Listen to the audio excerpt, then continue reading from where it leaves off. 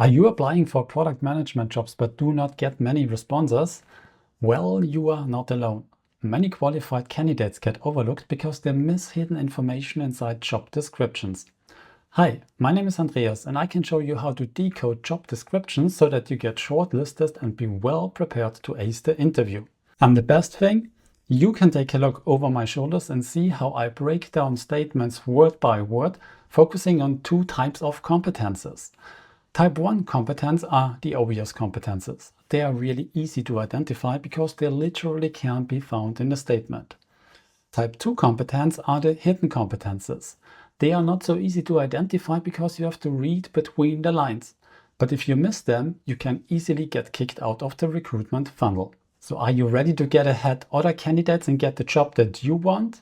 Then let's dive in and start reading between the lines.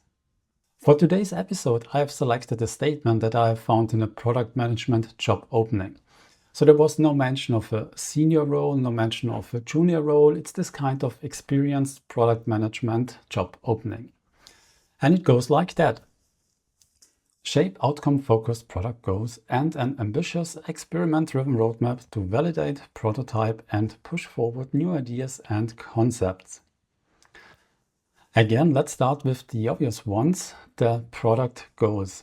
So it seems that they are looking for someone that is able to create product goals. And in order to create product goals, you also need to have capabilities in the area of decision making.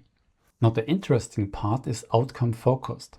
And here I could think in two directions. So one direction goes in the area of they are looking for someone that is able to deliver results. So they maybe are looking for someone with strong execution capabilities.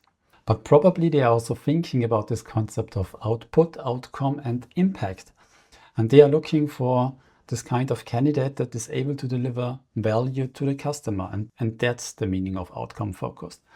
And if they would be looking for a candidate that goes in that direction, then for sure you need to be very strong in the area of problem exploration, needs identification, but also flexibility and adaptability, because you are focusing on the outcomes, the change you bring to the customer, the value that you deliver. And in order to get there, you probably have to try different things. The next part is and ambitious. So most people maybe would not really take care about this small little word ambitious, but it gives us also some signal that they are looking for a candidate that has drive, that is also self-motivated.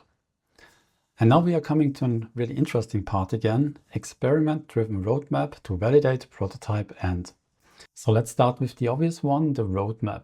Obviously, they are looking for a candidate that is able to create a roadmap. What they are not writing there, if you are in charge for a roadmap, you also need to have capabilities in the area of stakeholder management and also decision making. Validate goes in the direction of idea validation, which is also a competence on its own. And prototype is a signal that they are looking for someone that is able to do prototyping. But what I find most interesting is this experiment-driven roadmap, because they could also just have said, we are looking for someone that is able to create a roadmap without the experiment-driven. But the hiring manager decided to say, we are looking for an experiment-driven roadmap. And if we are now going back to the beginning where we had just this discussion about outcome-focused, then I would say that they are really looking for this second kind of product manager that is able to focus on the outcomes. And in order to get to the outcomes, they also realize that they have to run experiments. And therefore, they also want to see this experiment-driven roadmap that gets them step by step to the outcomes that they would like to achieve. So you need to know how to set up experiments, how to run experiments, also how to gather the data, how to interpret the data, and also how to communicate the data. And there's also this one thing that I added here is risk management, because why do you run experiments? Why do you validate? Why do you prototype? Because you want to minimize the risk of building the wrong thing.